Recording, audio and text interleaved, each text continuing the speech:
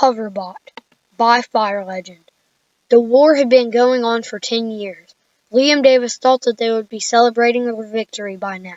He returned to the battlefield looking at all the bodies and hoverbots lying on the ground. He sighed and got in his car and drove away. It was the year 2994 and the human population had dropped by 60% in only 10 years. There was a possibility humans would go extinct sometime in the distant future.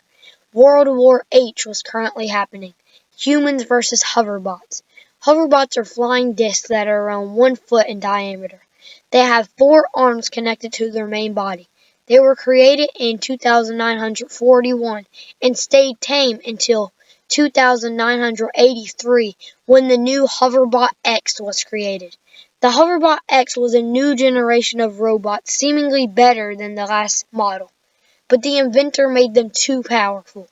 The hoverbots secretly made up a plan to escape. In the spring of 2984, war broke out. Humans made a gun called the Hoverbot Annihilation Gun, or HAG for short. Humans used these to blast hoverbots right out of the air. Hoverbots learned to travel in packs and strike small groups of people at a time. They also learned to charge themselves and, more importantly, build things. They established their own territory and created the Hyper Union. Hyper Union was a mega country that took up almost all of Asia and Europe. North America, South America, and Australia became the humans' main territory.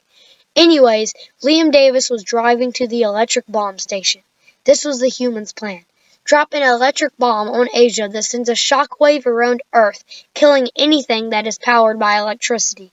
That way, all the hoverbots die and the humans could claim their rightful territory again. The only side effect is that all the electricity on Earth would be corrupted, including all the human devices such as phones, TVs, computers, cars, light bulbs, and etc. Humans would go back to a time with no power, no internet or social media, but it was worth it. The humans would drop that 8-ton bomb using a self-driving plane. The dropping of the bomb was scheduled for May 23rd, 11 days from now. The electrical bomb was being set in the plane when Liam arrived. It took around 2 hours to get it secure in the plane, but after they finished, they all went to their bunkers to get some rest. Chapter 2. The Invasion. Liam woke up with a startle. It was 2 a.m. in the morning. He heard a distant rustle. He grabbed his HAG and got out of bed. He walked down the marble hallway to the workers' rooms. They were all wide awake. "What is that?" one of them asked. "I don't know," Liam replied. Then they heard it, a distant humming noise. "Grab your HAGs," one of the workers screamed. They were getting invaded by the hoverbots. The workers ran down the hallway to the group of hoverbots. There were around a few dozen of them, all in one group. Meanwhile, Liam ran to another hallway and pulled an alarm. The siren screamed, awakening everyone else in the warehouse. The humans surrounded the group of hoverbots and shot rapidly into the ground. Realizing they were outnumbered, the hoverbots tried to flee, but the people just blocked their path. They shot down the rest of the hoverbots and then picked up the metal scraps. Liam and the workers all went to go check out the bomb to make sure it hadn't been somehow corrupted. They couldn't find anything wrong, so they went back to bed. Liam lay awake, scared of what just happened. The warehouse was very secure from the outside, and somehow the hoverbots still got in. The hoverbots were getting smarter, Liam could tell. All he wished is that the electric bomb would work 10 days from now. Chapter 3. The Electric Bomb. The day had come. Liam and his team were preparing to put the plane in flight. It was supposed to take off at exactly 12 o'clock that night.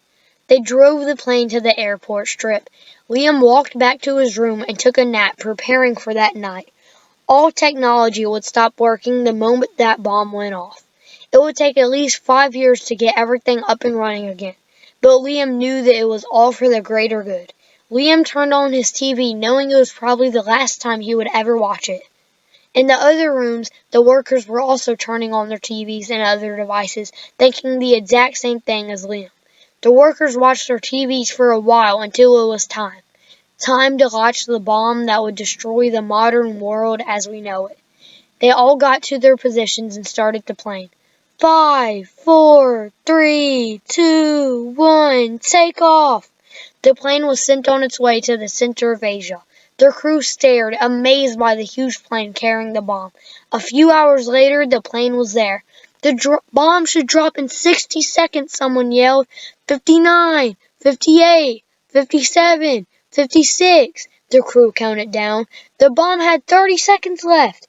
10, 9, 8, 7, 6, 5, 4, 3, 2, 1. Drop. The bomb was falling through the sky at rapid speeds. Boom! The crew actually felt the shockwave of the bomb from 6,122 miles away. All of the hoverbots had died immediately. All of the technology in the world failed. All the lights went out everywhere in the world. But most importantly, the humans had won the war. People migrated to Asia and made homes there. The hyper-union was destroyed. Workers started trying to make technology again. But overall, the world was a much happier place. Or was it? Chapter 4. The Recreation of the Hoverbots. James Wilson was not meaning to create what he did. He was in Europe getting paid to pick up hoverbot parts. James was 19 and getting paid minimum wage to pick up hoverbot parts from the former Hyper-Union's capital. The streets were infested with hoverbot parts, so the government decided to pay people to pick them up. James was one of them. Anyways, James came up with an idea. He would take some of the hoverbot parts and make them into a fun toy for his 7-year-old brother. The next day, James was collecting hoverbot parts for the toy he would make. When he got home, he assembled them together.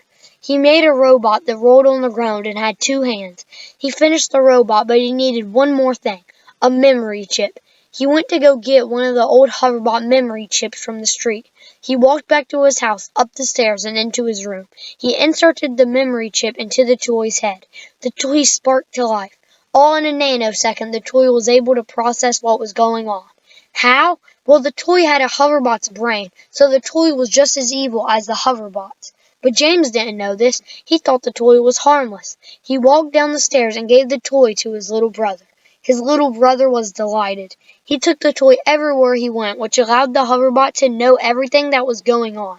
Sometime later, the toy began creating other hoverbots with the old pieces on the street. Over time, he created an army of hoverbots, which he stored in the basement of the house. Then one night at exactly 3 a.m., the toy released them. All of the hoverbots flew out of the house to an abandoned military bunker 30 miles away. There, they made much, much more of themselves. Around a year after James created the toy, more than 300,000 hoverbots lived in the bunker. Eventually, they had to find another place to stay. They migrated to another bunker, so now there were 300,000 hoverbots in each bunker. The hoverbots kept on finding new bunkers until eventually there was a total of 750 million hoverbots existing in 600 different bunkers. Chapter 5. The Rise of the Hoverbots. It was September 18th, 3007 when World War H2 broke out. The hoverbots revealed themselves to the world. Shortly after, there was a massive battle killing almost 6 million humans and only 300,000 hoverbots. The hoverbots claimed victory at 11 more battles before the humans finally claimed victory once. The humans tried to make another electric bomb, but the hoverbots destroyed every single attempt. The humans almost surrendered just 6 months into the war. But that all changed when the all-new E-gun arrived. The E-gun could fire electrical zaps that killed hundreds of hoverbots. The humans won an astounding 39 battles in a row before the hoverbots finally beat the humans in a completely unfair battle. There was only 300 humans but almost 19,000 hoverbots. The war had been going on for 7 years when the biggest battle yet took place. People call it the Battle of Destiny. Over 40 million humans showed up, and 55 million hoverbots showed up. The humans were outnumbered, but they fought the hardest they had ever fought yet. The battle lasted for 3 months before the humans had every single one of the soldiers line up in one massive charge. The humans devastated the hoverbots and destroyed every last one of them. The hoverbots surrendered 14 days after the battle took place. The humans had officially won World War H2. The humans made a compromise with the hoverbots. The humans would allow the hoverbots to have complete control over the moon. The hoverbots were built to survive in freezing cold temperatures by the humans. On July 15th, 3010, the humans loaded up all the hoverbots and rockets and fired them at the moon. The world was extremely peaceful without any wars. This is why you should never make robots too advanced for their own good. The end.